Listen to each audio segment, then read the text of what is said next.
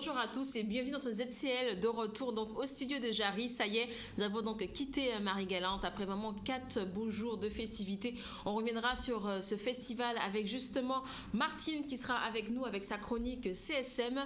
Nous aurons également une nouvelle chronique droit et nouvelles technologies avec Nathalie Jacobi-Coali et on débutera avec l'interview de Delorea parce que vous le savez, on recevait la dernière fois justement, je me rappelle plus de son nom, mais c'est donc le responsable, le président qui s'appelle Daniel Mathias, donc le président de l'association Parole d'une Grande Terre. On va parler donc de la 3e édition donc du prix des marins pêcheurs guadeloupéens. Vous savez, c'est le seul prix littéraire décerné par des pêcheurs. Mais avant de recevoir les invités, passons au titre du journal.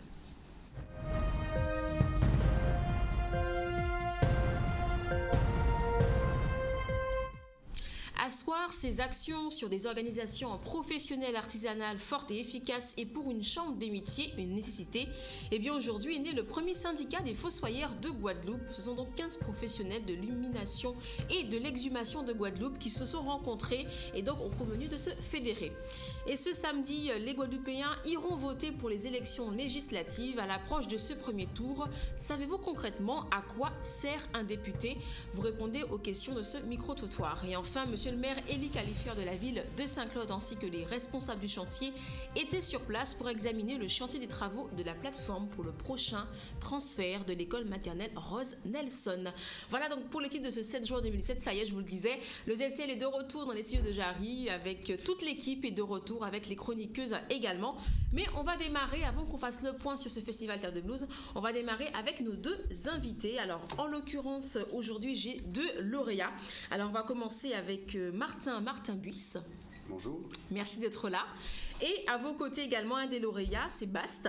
Lauréat, lui, dans la branche bande dessinée, si je ne me trompe pas. C'est ça, bonjour. Alors dites-nous un petit peu, je vais commencer avec Monsieur Buisse. Qu'est-ce que ça vous fait d'être lauréat à écoutez, cette compétition, ce prix qui est assez particulier, je le disais, puisque c'est le seul prix littéraire décerné par des pêcheurs. Ça vous fait quoi? Oui, ça me fait plaisir.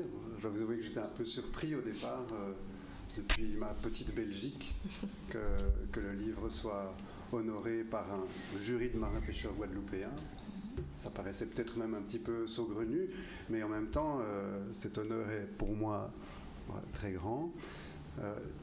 Je dirais que le fait qu'il soit décerné par des marins-pêcheurs et qu'il soit décerné aussi loin de ma terre natale, quelque part, ça place ce prix aussi en dehors de tous les réseaux et voire dans le pire des cas des lobbies qui parfois interviennent dans la remise de prix. Et puis, il y a quelque chose qui au départ était de l'ordre de la poésie, de la fantaisie, prix des marins-pêcheurs guadeloupéens, et quand on y réfléchit, qui revient à quelque chose de tellement important et de tellement primaire qu'est la pêche pour l'espèce humaine, comme toutes les espèces animales d'ailleurs. Donc voilà, je suis très honoré. D'accord. Et quelle est cette œuvre donc, de votre côté qui a été retenue? Il s'agit de La logique du sang. Donc, c'est un roman assez court qui raconte l'histoire la métamorphose d'un homme, un Belge, après la perte de sa fille dans un bombardement en Israël. Et donc il est pour le moins décontenancé après ce drame et il trouve refuge dans un projet de vengeance. Il essaye d'établir qui est responsable de cette opération militaire et de poursuivre ce projet de vengeance. Voilà. D'accord. Parlez-nous maintenant un petit peu de vous. Depuis combien de temps vous écrivez par exemple? J'écris depuis très longtemps, mais avant que ce roman. Donc j'ai pas mal de romans dans les tiroirs qui prennent la poussière et qui la prendront sans doute éternellement. Voilà. Des galops d'essai, on pourrait dire. Oui. Et donc depuis 15-20 ans, oui, certainement. Et il y a 4 ans, ce roman a été publié. Il y en a d'autres qui devraient suivre prochainement. Mais sinon, à côté de ça, mon métier, pour ainsi dire, ce qui me fait vivre, c'est enseignant. En Enseignant dans quel... Les mathématiques. Les mathématiques. Ah ben voilà, complètement à l'opposé. D'accord, donc vous enseignez donc en mathématiques. Depuis 20 ans, donc, vous écrivez. écoutez. À peu près. À peu près, pourquoi pas. Alors, avec nous également, nous avons, je le disais, Bast, qui lui est donc lauréat également du prix Charles-Henri Salin, donc dans la bande dessinée. Alors, pareil, même question, voilà, on vous appelle, votre œuvre est retenue pour le prix littéraire décerné par des pêcheurs, votre réaction ? Alors, très, très heureux aussi, comme mon camarade Martin, et d'autant plus heureux que c'est un prix qui a été décerné par des lycéens. Et voilà, moi ça me touche particulièrement de voir que des jeunes s'investissent dans la lecture, des lectures de livres difficiles, puisque c'est pas, la BD que j'ai faite n'est pas un livre rigolo, amusant, c'est un sujet grave. Et voilà, je trouvais ça très important que des jeunes de 16, 17 ans ou 15 ans même s'approprient ce livre et le récompensent. Donc très touché et très heureux de venir en Guadeloupe aussi, bien sûr. J'imagine. Alors parlez-nous justement de cette bande dessinée Doigt d'honneur. Alors voilà, c'est un livre qui est un peu particulier, avec un titre un peu fort et un peu provoquant évidemment, mais le sujet lui-même l'est, c'est sur les agressions des femmes en Égypte pendant la révolution de 2011 et de 2013. Voilà, il y a beaucoup de femmes qui ont été agressées sexuellement sur la place Tahrir, et on retrace un petit peu l'histoire de ces femmes-là et du combat qu'elles mènent pour pouvoir avoir justice. Et voilà, et dans ces pays un peu compliqués, et la justice est rarement rendue justement. Donc voilà, on accompagne un peu ces femmes-là, on en parle et on essaye de les soutenir et de faire prolonger cette cause-là, en tout cas. D'accord. Alors vous, c'est pareil, vous avez donc à côté donc, de ce que vous faites la bande dessinée, mais j'ai lu que vous souhaitiez, en tout cas vous faites votre possible pour enseigner un petit peu cet amour donc, de la bande dessinée à des personnes en difficulté, des mineurs notamment, donc dans des quartiers, en maison d'arrêt, n'est-ce pas ? Alors je suis aussi comme Martin, je suis enseignant aussi, mais de dessin. Je fais pas de maths, moi je suis pas bon particulièrement. Donc le dessin, j'enseigne le dessin à des étudiants.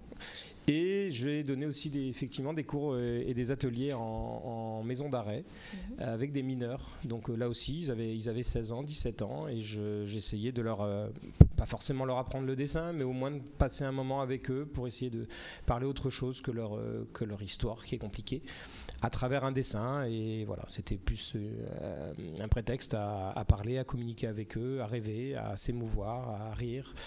Voilà, donc c'est une démarche que je fais depuis quelques années, effectivement. D'accord. Est-ce qu'il est envisagé justement une rencontre avec nos lycéens guadeloupéens pendant votre séjour ? Tout à fait, et je les vois demain après-midi dans le lycée. On va pouvoir parler du livre, parler aussi de leur ressenti, peut-être leur expliquer 2 ou 3 choses. Et puis je vais tenir des ateliers BD aussi avec eux pour pouvoir leur montrer comment je dessine, tout simplement. D'accord, pouvoir leur transmettre un petit peu ce que vous allez faire. Pareil, donc pour vous, une rencontre également est prévue avec le public ? Oui, lors de la remise du prix ce samedi, puis il y a une lecture en mer qui est prévue, lors de laquelle, avec d'autres, je lirai quelques textes. Et il me semble qu'il y a encore, il y a une séance de dédicace qui est prévue aussi au Moule, si je ne m'abuse. Il faut vérifier sur le programme, samedi matin. D'accord, alors justement, je vais préciser un petit peu le programme, donc, vous le disiez, donc, de samedi. Nous avons effectivement la lecture en mer, donc ce samedi à 17h30 au port de pêche, puis animation avec les enfants, donc l'atelier BD qui va démarrer donc à 15h jusqu'à 18h30, et la remise donc des prix des marins pêcheurs aura lieu à 19h, et la soirée va se terminer par une soirée culturelle, un concert jazz-ska de contes et de lecture avec en l'occurrence des textes lus d'Aimé Césaire, Guy Tyrolien ou encore Max Ripon. Alors si vous voulez plus d'informations donc sur ce festival, notez bien donc l'adresse du site, c'est paroledunegrandeterre.net, parole au pluriel, le tout collé en un seul mot, paroledunegrandeterre.net. En tout cas, je vous remercie. Merci d'être en Guadeloupe. Alors, un petit mot sur la Guadeloupe, c'est la première fois pour vous deux ? C'est la première fois en ce qui me concerne. J'étais allé en Martinique à côté, mais Guadeloupe c'est la première fois, oui. Comment vous trouvez ? Oh, c'est magnifique, et j'y reviendrai, je pense. Oui. Est-ce qu'il y a des paysages qui vous inspirent justement pour... en tout cas, j'ai pris des photos et ça peut m'éveiller des idées, oui. D'accord. Et vous, oui, moi, la première fois que je traverse l'Atlantique, beaucoup de premières fois. Non, c'est fabuleux. Je suis séduit par ce pays, par les gens. il y aura des choses, oui. Il y a matière à réflexion et peut-être même de l'inspiration. Des choses qui vont naître. Voilà. Ah ben c'est très bien. En tout cas, merci Bast et Monsieur Buisse. Merci beaucoup. Un succès donc à ce festival, je suis encore à ma galante, à ce prix des marins pêcheurs guadeloupéens. On va continuer donc avec l'information, je vous le disais. Asseoir ces actions sur des organisations professionnelles artisanales fortes et efficaces pour une chambre des métiers, et bien c'est une nécessité. Et bien aussi pour l'accompagnement des groupements, la maison des organisations professionnelles a été créée avec en son sein les ressources humaines nécessaires. Donc aujourd'hui est né donc le premier syndicat des fossoyeurs de Guadeloupe. Ce sont donc 15 professionnels de l'illumination et l'exhumation en Guadeloupe qui rencontre après rencontre ont convenu de se fédérer. On regarde ce reportage tout de suite. Aujourd'hui, c'est un grand jour pour les fossoyeurs guadeloupéens puisqu'ils vont constituer la première organisation issue de la maison des OP, la maison des organisations professionnelles, puisque les fossoyeurs vont s'organiser en syndicats professionnels afin de défendre les intérêts de leur profession, mais aussi afin de s'unir pour se former, pour s'informer sur la nouvelle réglementation. Vous savez que l'hygiène est importante dans ce secteur-là et donc par conséquent, rassemblés ensemble au sein d'une organisation professionnelle, ils pourront défendre leurs intérêts et rendre un service plus important à la population guadeloupéenne. Aujourd'hui, 7 juin, nous procédons à la création du syndicat des fossoyeurs de Guadeloupe, donc la CIFOG. Donc pourquoi ce syndicat? Ce syndicat, c'est pour permettre à la population de savoir que la profession des fossoyeurs, c'est vraiment une profession, c'est pas simplement une voie de garage, c'est pas un travail de vieux nègres, il y a des jeunes là-dedans, il y a de l'avenir dans la profession et que désormais, c'est pour qu'on puisse mettre en place des formations, qu'on puisse aussi former les professionnels qui sont déjà en place sur l'hygiène et aussi permettre à la population de savoir qu'ils sont libres de choisir l'entreprise de fossoyage qu'ils veulent lors de leurs prestations funéraires. Et nous avons encore d'autres axes de développement par rapport à notre structure que nous allons en parler beaucoup plus tard quand la structure du syndicat sera bien mise en place, que nous allons nous confronter avec les différentes collectivités pour pouvoir avancer et travailler ensemble. Et vous le savez, c'est ce samedi que nous irons donc voter pour les élections législatives. Mais à l'approche de ce premier tour, savez-vous concrètement quel est le rôle donc du député? Nous sommes là à votre rencontre du côté de Bémao pour avoir vos impressions. Un reportage, en tout cas des propos recueillis par Michel Héraclide. J'avoue que c'est la bonne question du moment. C'est pouvoir trouver des solutions pour que ça aille mieux. Et puis faire avancer le pays aussi. Normalement, il devrait s'occuper de ces personnes, c'est-à-dire les Guadeloupéens en l'occurrence. Ce qui n'est pas toujours le cas à mon avis. J'estime qu'ils devraient normalement être à leur travail et ils ne le sont pas toujours.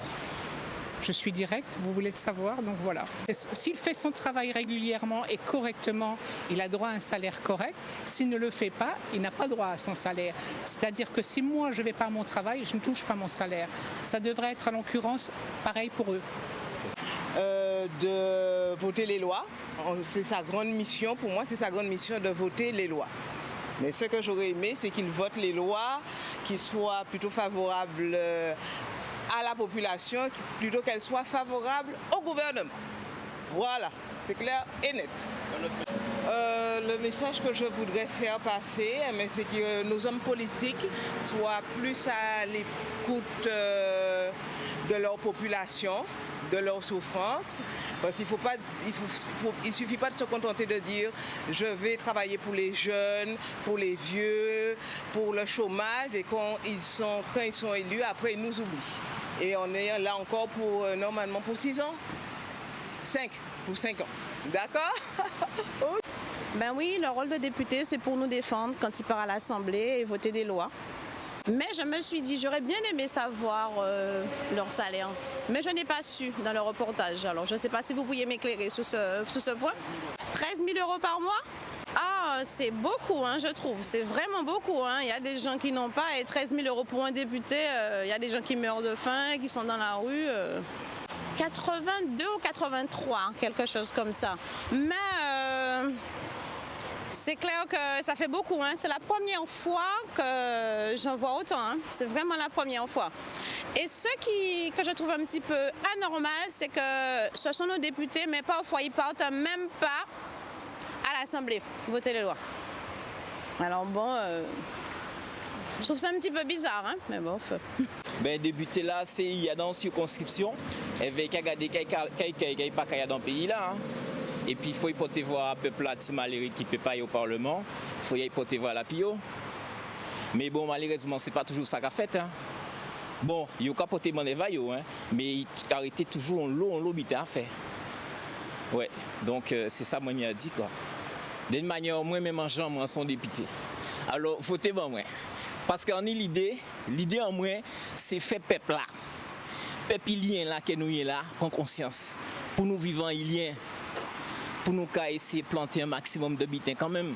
Parce qu'on a pensé que, bon, là, on a un petit lopin, un petit morceau de terre, il faut ça planter un petit bitin. De retour sur le plateau, on va marquer une courte page de publicité. Comme je vous le disais, on va démarrer avec la nouvelle chronique donc, de Nathalie Jacobi-Coali. On parlera de droit et de nouvelles technologies. Et bien sûr, on recevra Martine pour faire le bilan de ce festival Terre de Blues. À tout à l'heure.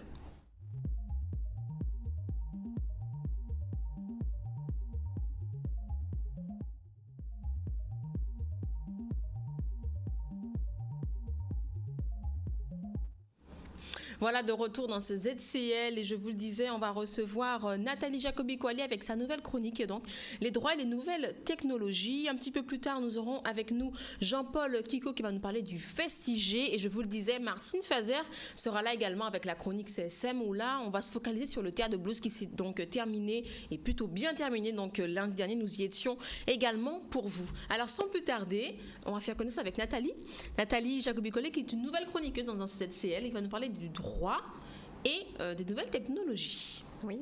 C'est bien ça. Oui. Alors concrètement, qu'est-ce que le droit à l'image, Nathalie ? Alors le droit à l'image, c'est le droit dont dispose toute personne sur la fixation et sur la diffusion de son image.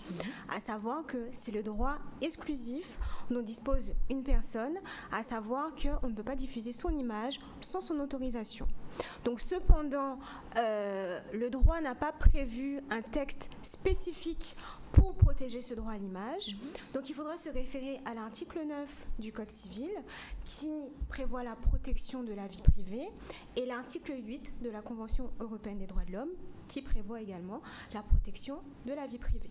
D'accord. Donc ça sera par rapport à l'article 9 qu'on pourra protéger le droit à l'image. Et alors, est-ce que tout le monde est concerné par ce droit à l'image ? Oui, tout à fait. Tout le monde est concerné. Donc c'est aussi bien la personne publique, la star internationale ou également l'enfant qui pourra être exposé par ses parents sur Facebook. D'accord. Et c'est vrai qu'en ce moment, sur la toile, on voit beaucoup de diffusion de photos d'autrui. Que dit le droit à ce sujet ? Alors, selon l'article 9 du Code civil, on ne peut pas diffuser l'image d'autrui sans son autorisation. D'accord. D'accord. Donc, par exemple, je prends un exemple. Je rencontre une personnalité, je fais une photo avec, je la diffuse. Je dois lui demander en amont ? Alors, tout ça va dépendre. Ça va dépendre s'il s'agit d'un lieu public, donc si c'est dans le contexte de sa fonction. Donc, si c'est dans le contexte de sa fonction, ça ne posera pas de problème. Mais si c'est dans un cadre privé, là, à ce moment-là, effectivement, il faudra avoir D'accord, donc si par exemple, je diffuse une photo d'Ayo et moi au Festival Terre de Blues, il n'y a pas de problème. Là, il n'y a pas de problème, effectivement. Mais si par exemple, je bois un verre avec Ayo, c'est autre chose. Là, on est dans un cadre privé, donc ça sera différent. Là, il est plus dans le cadre de ses fonctions. D'accord. Et justement, quelle est la sanction juridique de cette atteinte au droit à l'image ? Alors, il pourra avoir aussi bien une sanction civile qu'une sanction pénale. Donc, s'il s'agit d'une sanction civile, ça sera devant les juridictions civiles, donc on pourra demander des dommages-intérêts. S'il s'agit d'une sanction pénale, ça sera l'article 226-1 du Code pénal. Donc là, ça pourrait être une peine d'emprisonnement d'1 an et 45 000 € d'amende. Donc c'est quand même lourd. C'est clair. Mais on peut légalement poster une photo ou pas ? Alors, comme tout principe, effectivement, non. Oui, on peut, parce que je viendrai après sur les tempéraments, donc on peut légalement poster une photo à partir du moment où on obtient l'autorisation de la personne. Mais cette autorisation devra être écrite et suffisamment être claire et précise afin de nous permettre de déterminer si la personne a eu connaissance à savoir dans quelles circonstances cette photo sera utilisée. Donc c'est pour ça que cette autorisation doit être écrite et très précise. D'accord. Est-ce qu'il existe des exceptions à ce droit à l'image? Alors, voilà, comme je disais tout à l'heure, à tout principe en droit français, généralement, il y a souvent des tempéraments. Donc là, on peut en compter au moins 3. Donc le premier, c'est concernant la liberté de communication de l'information. Alors, à savoir que dans ce contexte, selon la Cour de cassation, dès lors que par rapport à ce principe de la liberté de communication de l'information, on pourra diffuser une image dès lors que ça ne portera pas atteinte à la dignité de la personne. Donc ça pourrait être par exemple pour des faits d'actualité ou des faits historiques. Donc le deuxième tempérament, c'est ce qu'on a vu tout à l'heure, s'il s'agit d'une personne publique, mais dans le cadre de ses fonctions. Donc le troisième tempérament, c'est concernant les lieux publics, à savoir si vous vous trouvez dans un concert ou dans un lieu public, on a l'autorisation de capter votre image. Cependant, pour la diffuser, il faut votre autorisation. Par exemple, si vous allez en boîte de nuit, on peut très bien faire votre photo, mais pour la diffuser, il faudra avoir votre autorisation. D'accord. Donc, en résumé, qu'est-ce qu'on peut dire? Surtout parce que c'est vrai que les réseaux sociaux, on voit toutes sortes de photos privées ou pas. Donc, qu'est-ce qu'on peut dire? On peut en retenir de cette chronique par rapport à ces publications de photos? En conclusion, moi, je pourrais dire que même sur les réseaux sociaux, que ce soit, je ne vais pas donner de nom, même que sur les réseaux sociaux, il y a quand même des droits et le droit s'applique même dans le domaine des réseaux sociaux. Donc voilà ce qu'il faut en déduire. C'est pas parce qu'on est dans le domaine des réseaux sociaux que le droit s'applique pas. Et les sanctions aussi s'y appliquent. Effectivement. En tout cas, merci beaucoup Nathalie Jacobi-Kouali. Vous avez déjà idée de la prochaine thématique? Oui, alors ça sera sur les correspondances privées. D'accord, les correspondances privées, on saura tout là-dessus. C'est donc la nouvelle chronique donc avec Nathalie Jacobi-Kouali. Vous l'avez compris, on parle de droit et de nouvelles technologies. Merci encore. On vous retrouve quand alors? Ça sera dans 2 semaines, lundi. 2 semaines, d'accord, très bien, merci beaucoup. Et on continue avec l'information, je vous le disais, on part du côté de Saint-Claude puisque ce matin, dans l'espace situé face à l'usine d'eau Matouba, avait lieu la plantation d'un baobab et 3 flamboyants par les élèves de l'école de Matouba et de classe de l'école Félix Laban. Une activité qui a très plu donc à ces jeunes enfants. On regarde ce reportage de Nicolas Hachi. Il faut savoir qu'il existe 8 espèces de baobab. Mais le baobab africain est l'espèce la plus connue. Cet arbre de croissance lente vit très longtemps. On peut en rencontrer qui ont 2000 ans. Mes camarades et moi allons vous faire sa description et nous parlerons de son écorce, de ses feuilles, de ses fleurs et de ses fruits. Voyez la planète, nous avons décidé, nous, à Bastère, de planter un arbre.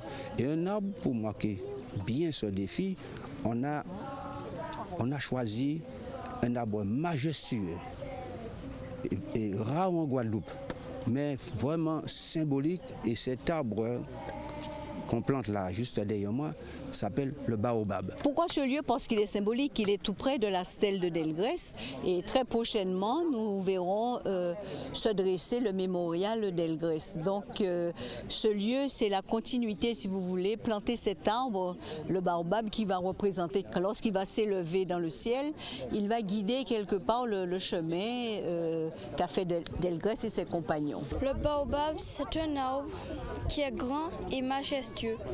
Il peut mesurer 25 mètres de long et 12 mètres de circonférence. Le baobab peut faire 20 fois la durée de vie de l'homme, c'est-à-dire 2000 ans. Aujourd'hui, notre présence à tous, c'est pour une manifestation sur le baobab. Ici, ça va représenter la force de toutes les personnes qui sont passées ici et ça va représenter la joie qu'on a eue à la planter. Ça protège en quelque sorte la planète. C'est les arbres qui nous donnent de l'oxygène. Tout ce que nous voulons, c'est qu'à Saint-Claude, le cadre de vie soit amélioré, soit fleuri et que tout un chacun, les visiteurs, mais aussi le commun des mortels, puisse être bien dans sa peau, bien dans sa ville.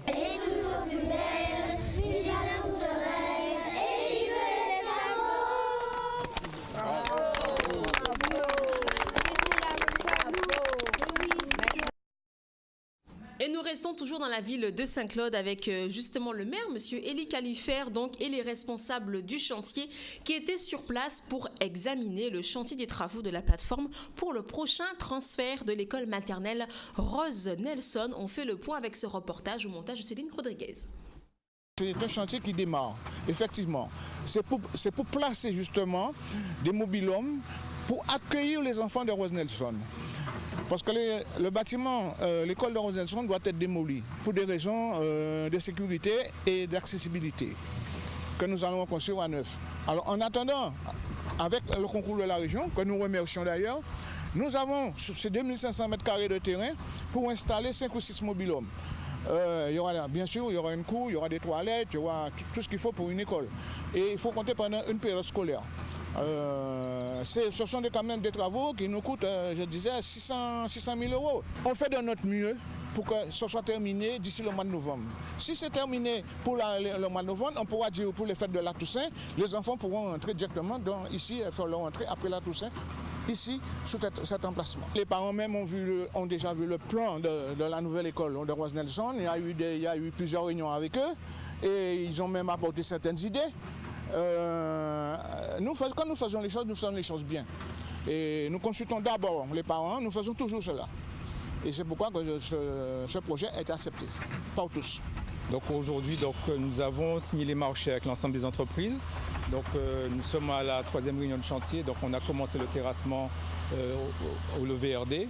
Donc il s'agit dans un premier temps d'aplanir le terrain pour pouvoir mettre en place les fondations et après pour pouvoir mettre en place les modulaires qui vont arriver sur le site.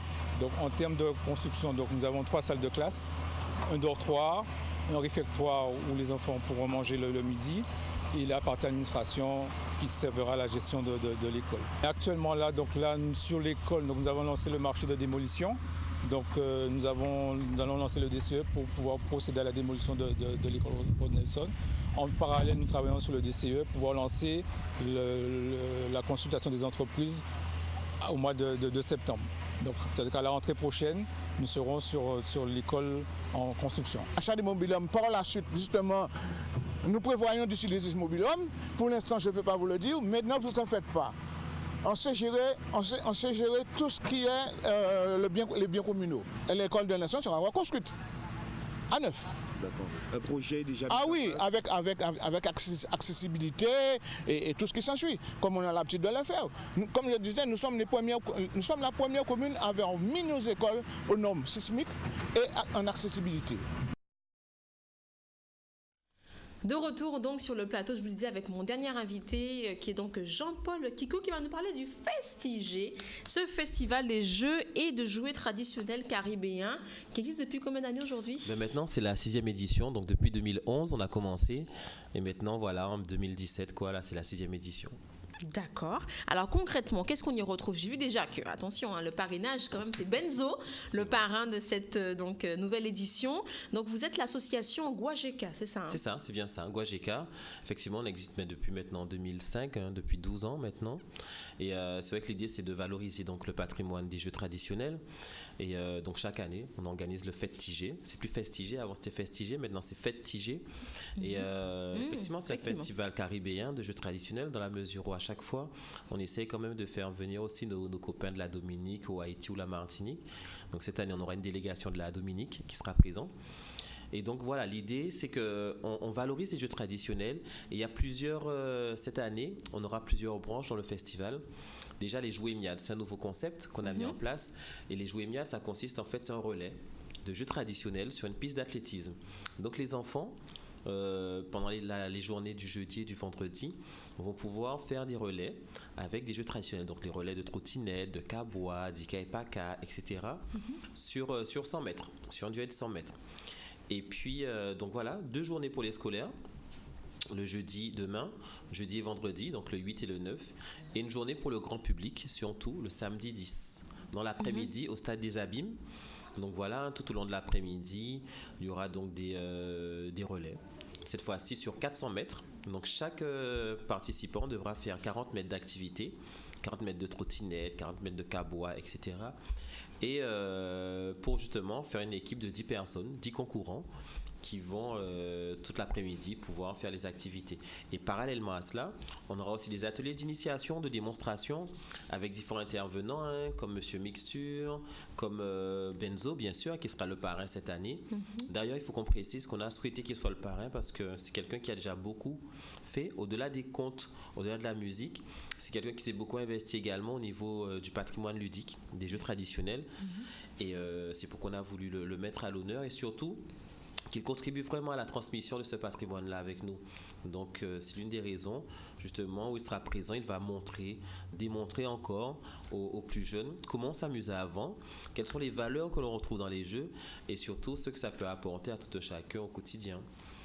Donc voilà, 2 journées pour les scolaires, 1 journée pour le grand public le samedi, surtout l'après-midi le samedi, de 14h à 22h.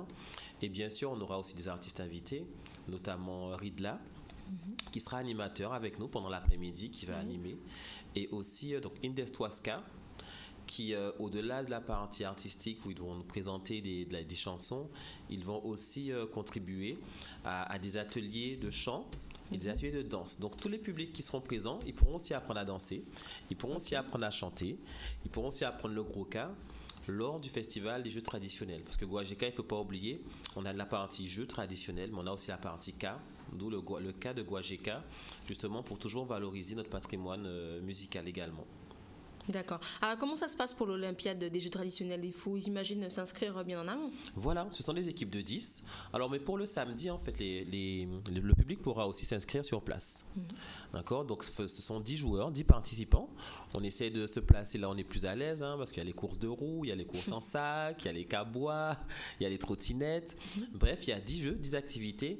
Et l'idée, c'est qu'on a vraiment souhaité que le public puisse faire des activités ensemble, recréer l'esprit de groupe, recréer l'esprit d'équipe, de faire ensemble, parce que bien souvent, on se rend compte qu'on est devenu de plus en plus individuel. Et justement, le festival, c'est l'occasion de participer à des activités communes où on se retrouve ensemble pour faire un peu de sport, un peu de culture en même temps et s'amuser et passer un bon moment. Donc, c'est cela. Et donc, Ridla, Indeswaska, d'autres intervenants aussi qui viendront pour alimenter aussi la partie des jeux traditionnels. Comme je disais, on a Monsieur Mixture, mais d'autres aussi compatriotes en Guadeloupe qui font des activités, des actions autour des jeux traditionnels, comme Cerf-Volant en nous de Bastère, qui vont nous aider. Alors il y a aussi le CEPSI qui vont mettre à contribution certains jeux. On a également les Francas au niveau de l'animation qui vont être vraiment très très très présents avec nous et beaucoup d'autres encore associations. Et c'est un peu l'une des particularités aussi de Guajeka à travers son festival, c'est qu'on regroupe les ressources humaines du territoire. On fait vraiment avec tous ceux qui sont autour, qui gravitent autour de nous pour valoriser déjà leur métier, ce qu'ils font, mais aussi pour valoriser les jeux traditionnels à travers le festival. D'accord, très bien. Alors, au bout donc de ces 6 années d'existence, est-ce que vous sentez vraiment que ces manifestations, que les Guadeloupéens ont intégrées dans leur calendrier? Mais complètement, déjà avec les scolaires, parce qu'on est parti, imaginez-vous que la première édition, on avait à peu près, peut-être à peine 400 personnes. Aujourd'hui, par exemple demain, pour la journée de demain, on est à 1800 élèves. Ah oui. Vendredi, on sera à 1500 élèves. Vous voyez, donc ça fait à peu près 3000 élèves qui seront présents. Pareil pour la journée du samedi, il y a les équipes qui commencent à s'inscrire. Donc oui, les Guadeloupéens ont commencé vraiment à intégrer le fait que cette manifestation-là fait partie du paysage associatif et fait partie du paysage événementiel qu'on retrouve chaque année. Mais c'est surtout aussi l'occasion de se ressourcer avec soi-même, ressourcer avec sa propre culture, sa propre identité et surtout avec des valeurs qui sont propres à nous-mêmes. Donc d'où justement l'occasion de faire connaissance aussi avec les Jeux de la Caraïbe. C'est pourquoi on invite nos copains de la Dominique demain qui seront là justement pour nous montrer aussi quels sont les jeux qu'ils ont gardés. Et ce sera également l'occasion de faire un bilan sur les différents voyages qu'on a pu réaliser autour des Jeux. Comme par exemple, il y a 2 semaines, on était en Côte d'Ivoire. On a pu faire des échanges avec les Ivoiriens au niveau justement du patrimoine ludique. Pareil avec le Brésil il y a 2 ans, pareil avec Haïti aussi il y a 2-3 ans. Donc c'est vraiment aussi l'occasion de mettre en exposition, de mettre en valeur tous les jeux qu'on retrouve dans ces différents pays pour que les jeunes, les enfants qui vont découvrir ces jeux puissent se dire « Ah, mais il n'y a pas qu'en Guadeloupe qu'on fait ça, on fait ça aussi dans d'autres pays. » D'accord. Alors c'est vrai que c'est un festival qui met en avant donc, les jeux traditionnels, mais est-ce que votre association, le reste de l'année, continue à montrer un petit peu les jeux d'avant? Mais complètement. Donc déjà, on intervient régulièrement dans les écoles, mais aussi à travers des entreprises, également pour les associations, et également pour les institutions, notamment, je sais pas moi, Joie Tradition ou d'autres manifestations, mais de plus en plus aussi pour les privés, les particuliers, lors de baptême, lors de mariage, lors de l'anniversaire. On intervient aussi parce qu'en fait le public a commencé vraiment à réaliser que le patrimoine des jeux, c'est vraiment, ça nous appartient et ce serait vraiment dommage de l'utiliser occasionnellement. Il peut vraiment faire partie de notre quotidien, d'où justement notre mission au sein de Guajeka de vulgariser les jeux traditionnels au maximum avec tous les publics possibles et surtout aussi dans tous les environnements possibles. C'est la raison pour laquelle on travaille aussi avec les personnes âgées, on travaille aussi avec les personnes déficientes, dans les hôpitaux. Bref, on essaie vraiment de toucher différentes catégories, différents publics pour toucher les jeux et notamment depuis peu, il faut qu'on le précise également au niveau de la santé, parce qu'on a mis en place un nouveau concept qu'on a appelé la jouet-thérapie. Donc comment soigner nos patients, nos publics à partir des jeux traditionnels, avec justement des cardiologues, des médecins et d'autres professionnels de santé. Et tout cela, on pourra le retrouver également samedi après-midi au festival au Stade des Abîmes, entre 14h et 22h. D'accord. Alors, si on veut avoir plus d'informations sur ce festival, est-ce qu'il existe un site internet ou encore un réseau social? Oui, c'est-à-dire déjà sur Facebook, en tapant Kiko Jean-Paul au Guajeka, on peut effectivement avoir les informations présentant la manifestation, le festival des jeux. Et il faut qu'on précise également justement que ce sera l'occasion de présenter de nouveau le jeu de cartes des 7 familles. Parce qu'on a créé justement un jeu de cartes où il y a Compé Lapin, Compé Zamba, etc. qui justement ont leur famille. Et de manière à ce que les jeunes qui vont jouer avec ce jeu de cartes puissent en effet découvrir les jeux traditionnels, mais également les personnages de nos contes entiers.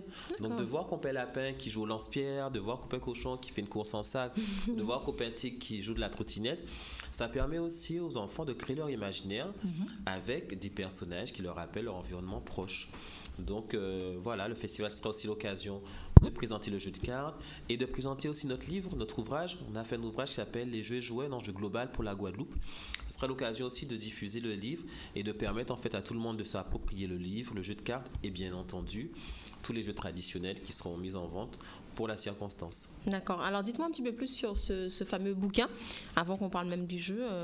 Alors le bouquin, en fait, c'est un ouvrage collectif. Oui. L'idée, c'est qu'on a regroupé différents professionnels dans différentes branches qui ont fait des travaux autour des jeux traditionnels. Donc du coup, on a des historiens, on a des pédagogues, on a des artisans, on a des poètes. On a aussi donc des universitaires, bref, vraiment différents corps de métier, des personnes connues en plus. On a par exemple M. Cabarrus au niveau de Bouillante qui a pu écrire de beaux poèmes. On a aussi M. Christophe Sergent qui a fait des travaux autour des cerfs-volants. On a également Nicole Albert, par exemple, qui est psychomotricienne, qui a fait une étude pour savoir comment les jeux traditionnels peuvent contribuer aux prérequis aux apprentissages scolaires. Bref, on a aussi par exemple M. René Jean qui lui a fait une approche plutôt au niveau du sport et des jeux traditionnels. On a par exemple Jean-Philippe Omotonde, lui, qui a plutôt travaillé sur l'antériorité africaine des jeux traditionnels. On a découvert par exemple que tous les jeux qu'on dispose aujourd'hui dans le monde entier, ils sont d'origine africaine. Par exemple, les premières toupies, on a des traces des premières toupies qu'on a pu retrouver en Afrique avec Toutankhamon. Les premiers dés, par exemple, qu'on utilise dans tous les jeux, ça vient aussi d'un héritage africain qu'on a, qu'on peut retrouver dans notre ouvrage. Je ne sais pas, moi, les premières roues, les premières billes, etc. Donc, tous ces travaux, que ce soit en histoire, en sciences, au niveau de la pédagogie, au niveau de l'artisanat ou autre, on peut retrouver justement ces différents éléments dans notre ouvrage parce qu'on a souhaité que le public ou les différentes personnes qui auront accès à cet ouvrage ne puissent aller au-delà de l'aspect ludique des jeux. il y a vraiment un aspect aussi, comme on disait, historique, pédagogique, scientifique, social, etc. Et c'est ce qu'on retrouve à travers le bouquin qu'on a mis. D'accord. Et ça vous a pris combien de temps pour recenser toutes ces informations? Déjà, il faut savoir qu'on a fait d'abord une étude. Tout le travail qu'on a réalisé, c'est parti d'une étude qu'on a finie en 2004. Donc c'était un master, ça s'appelait les jouets traditionnels en Guadeloupe. Et depuis, en fait, mais maintenant depuis 12 ans, si vous voulez, on a récolté des informations, on a été voir les anciens, on s'est renseigné sur la manière dont on jouait, les périodes dont on jouait, quel jeu qui avait à quel moment.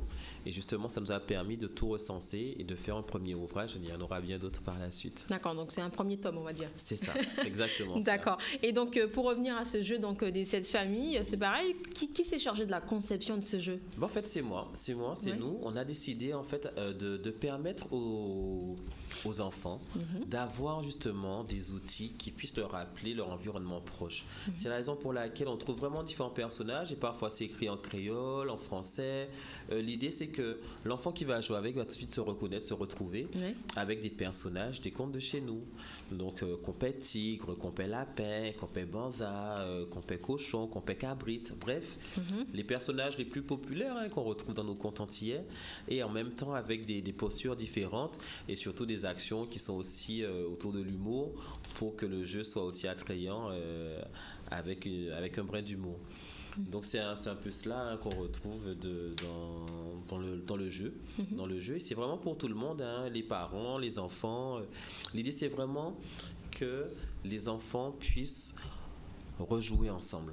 Vraiment se regrouper, faire des activités communes, et pas que les enfants, les parents et les enfants aussi, parce qu'il faut quand même resserrer aussi les liens intergénérationnels. D'accord, vous avez fait appel à un dessinateur pour, je vois complètement. Ah oui, en fait on a fait appel donc à un ami qui justement spécialisé dans les dessins, c'est Djibril qui justement a confectionné 42 cartes avec beaucoup de détails. Franchement, il faut voir, c'est un superbe travail. Il sera là d'ailleurs samedi pour présenter à nouveau avec nous le jeu de cartes, peut-être même dès demain. Et justement, ce sera l'occasion de lui poser des questions aussi sur pourquoi tel personnage, qu'est-ce qu'il y a derrière chaque personnage, pourquoi on a décidé de les choisir et tout. Donc c'est ça, c'est-à-dire qu'on a fait vraiment un mixte, comme je disais, entre les jeux traditionnels et les personnages de nos contes antillais. D'accord. En tout cas, merci beaucoup, monsieur Kiko. On peut rappeler donc les rendez-vous avec les temps forts. Donc, ça va démarrer demain. Dès demain, avec les scolaires surtout. Donc, jeudi, vendredi, les scolaires. Donc, le matin de 9h jusqu'à 14h30. Oui. Et le samedi, par contre, c'est surtout samedi après-midi. Samedi après-midi de 14h à 22h. Donc, il y aura des courses, des animations, des ateliers de chant, des ateliers de danse, des ateliers de fabrication, de confection de jouets, des cerfs-volants, vraiment un peu tous les jeux d'antan, les jeux de piscine, les jeux de poupées, vraiment tout ce qu'on retrouvait avant, avec Benzo qui sera là justement pour égayer la manifestation et Ridla qui sera là également pour animer toute la manifestation. D'accord, merci beaucoup. Et on rappelle donc le site www.guaca.com pour avoir plus d'informations. Et si vous n'avez pas le temps de noter donc le programme, tout y est également sur la page Facebook, on l'a dit. C'est cela. Merci beaucoup. C'est l'heure de marquer la publicité. On se retrouve pour la fin du journal et le bilan du Festival Terre de Blues avec Martine Fazer, avec sa chronique La culture selon Martine. À tout de suite.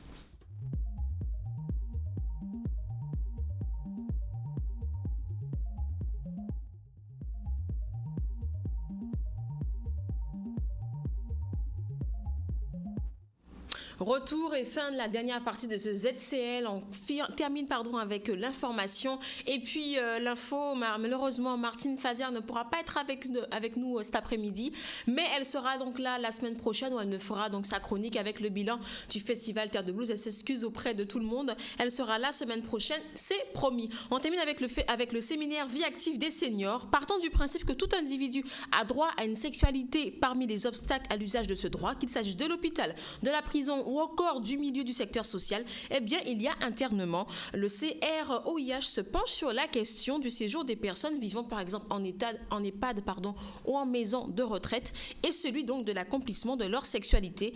Ainsi donc a été initiée ce matin une matinée sur la thématique vie affective et sexuelle des personnes âgées en institution qui s'avait lieu donc au centre de ressources OIH, le centre d'affaires donc situé à Grand-Camp aux Abîmes. Un reportage signé Anne-Elisabeth Arsène. La question du comment votre sexualité a été à un moment donné, au moment quand elle a démarré, c'est très important parce qu'elle... Alors, pourquoi un tel sujet? Parce que déjà l'OIH accompagne dans un premier temps les professionnels du secteur social et médico-social qui ont en charge les personnes vulnérables. Quand on n'entend pas personnes vulnérables, personnes en situation de handicap, personnes âgées, enfants et familles, exclusion. Il s'agira de personnes âgées qui seront jeunes dans leur tête. Ce ne seront plus nos personnes âgées d'antan, pour lesquelles la sexualité était pratiquement indécent de leur en parler. Et aujourd'hui, l'approche de la sexualité est tout à fait différente. Nous aurons donc une approche, on va dire, sur le plan général, dans l'environnement, on va dire plus mondial, les aspects effectivement des grands spécialistes sur la question. Voilà un petit peu. Et puis nous aurons aussi un sexologue qui va parler plus techniquement de la sexualité en quelque part et surtout dans le devenir, comment est-ce qu'on peut penser différemment aujourd'hui de cette approche sexuelle. Le sexe chez les seniors n'est pas un sujet tabou pour la bonne raison que, bon, c'est pas parce qu'on a grandi, on a eu des relations sexuelles qu'arrivé à un certain âge, on ne peut pas en avoir, puisque si on a un mari, on a une épouse, c'est bien pour se satisfaire. Il arrive qu'il y ait des diminutions sexuelles, mais comme on l'a si bien dit, les diminutions, les performances diminuent, mais les sentiments restent toujours. Donc il faut trouver des moyens pour entretenir les bonnes relations entre époux et femmes.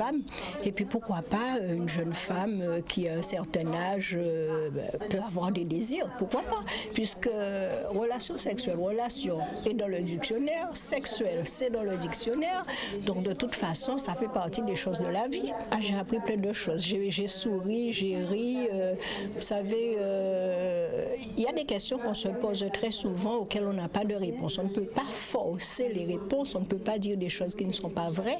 Donc ce que ça m'a apporté ce matin, c'est des réponses à pas mal de questions, non seulement en institution, parce que je suis responsable d'une institution pour personnes âgées, autonomes, mais également pour moi-même. Pourquoi pas, puisque de toute façon, je vais entrer dans un âge, je vais être une personne âgée, je suis déjà dans le cadre des personnes âgées, et puis je me pose la question, qu'est-ce que deviendra ma sexualité demain? Voilà. L'idée, c'est de nous...